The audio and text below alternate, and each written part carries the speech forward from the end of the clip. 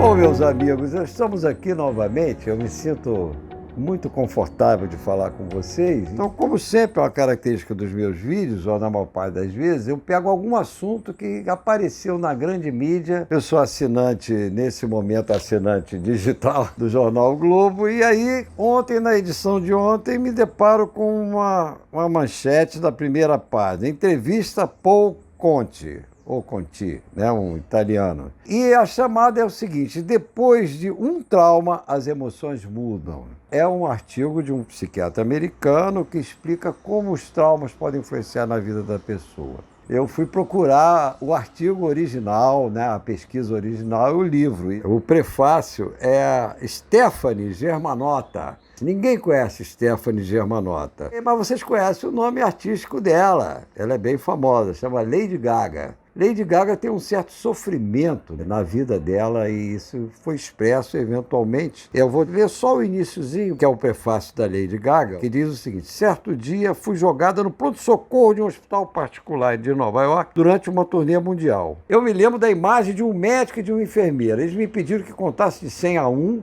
Enquanto eu gritava, lembro de perguntar por que ninguém está em pânico. Eles me mandaram continuar contando de trás para frente. Aí ela falou: oi, eu sou Stefanie.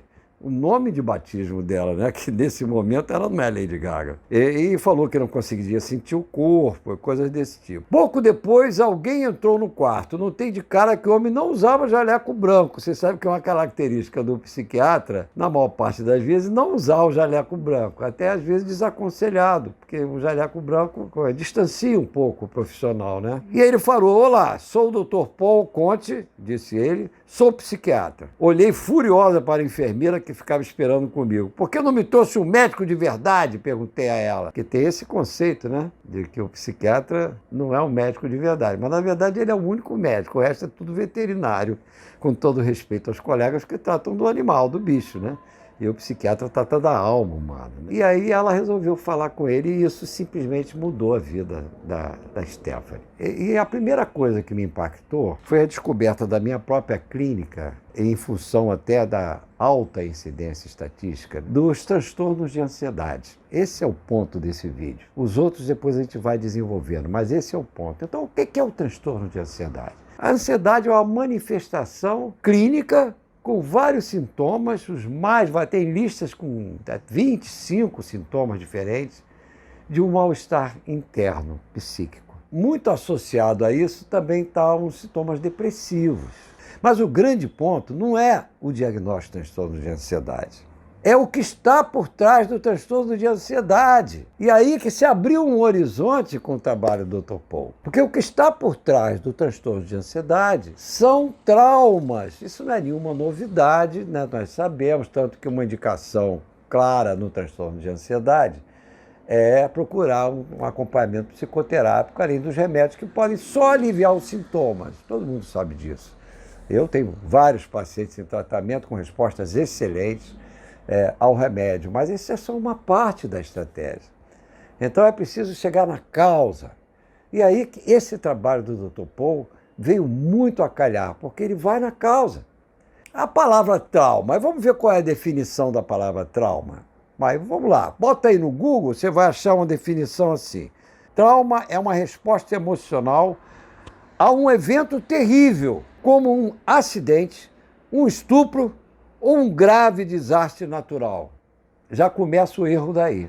Porque isso aqui é o que é conhecido na psiquiatria como estresse pós-traumático. Então, e está lá no Google, gente. 1 bilhão de pessoas têm esse conceito. E esse é o grande erro, isso é que despistou os médicos, para não dar os encaminhamentos necessários para as condições de ansiedade. O diagnóstico psiquiátrico de maior incidência na população adulta em qualquer lugar do mundo.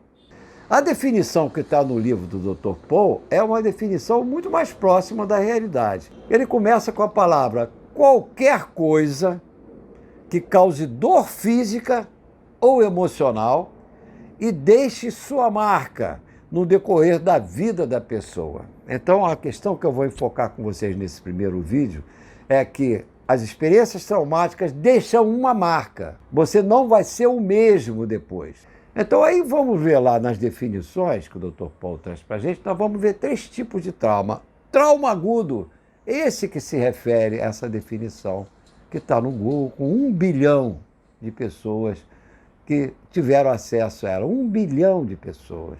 Mas tem outro tipo de trauma, que é o trauma crônico.